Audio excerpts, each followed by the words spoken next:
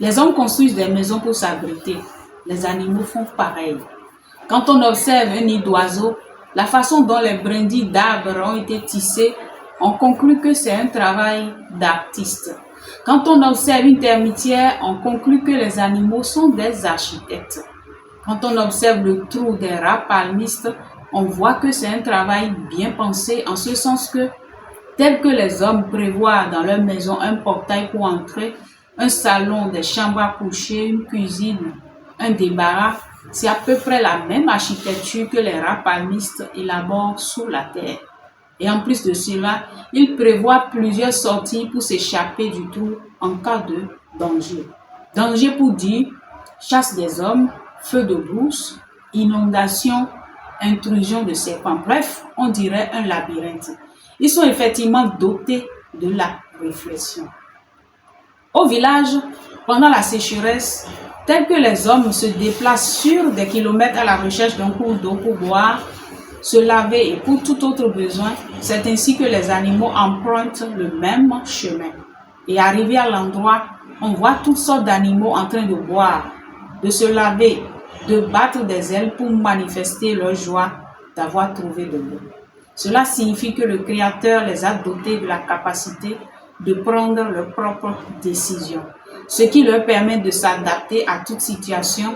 Et tel que les hommes retournent dans leur maison, c'est ainsi que les animaux retournent à leur dortoir. Quant aux arbres, pendant que les hommes et les animaux se déplacent à la recherche d'eau, ils ne bougent pas, car ils n'ont pas la conscience de décision.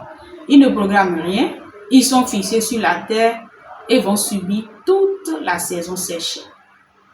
Même en temps de guerre, quand on observe dans le lot de ceux qui se sauvent, on verra les hommes et les animaux, jamais les végétaux. Quand il y a feu de brousse, les animaux sont apeurés et courent dans tous les sens pour se sauver, car ils savent qu'il y a danger.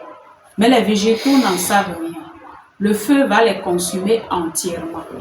Pour revenir dans nos maisons, on voit des rats qui se cachent quelque part dans nos chambres et guettent notre absence pour venir manger, car ils savent qu'on peut leur faire mal si on les attrape. Quand tu t'approches du mouton avec des herbes, il vient manger. Mais dès que tu prends un couteau, il fuit parce qu'il sait faire la différence entre la nourriture et le couteau. Alors, qu'est-ce qu'on veut dire par là?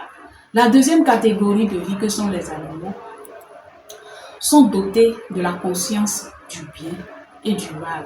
C'est-à-dire, ils discernent le bien et ils discernent le mal. Ils savent faire la différence entre ce qui est bon et mauvais. Ils ont le pouvoir de prendre des décisions, d'aller et de revenir, de s'échapper en cas de danger. Donc, ils sont dotés de cette conscience qui leur permet de faire des choix. Donc, désormais, comprenez que la deuxième catégorie de vie est une catégorie qui est à part, qui est à considérer comme telle, qui est à respecter. Et ce n'est pas fini. Le Créateur les a dotés également d'une conscience qui leur permet de se défendre en cas de danger. On en parlera dans la prochaine vidéo. Merci.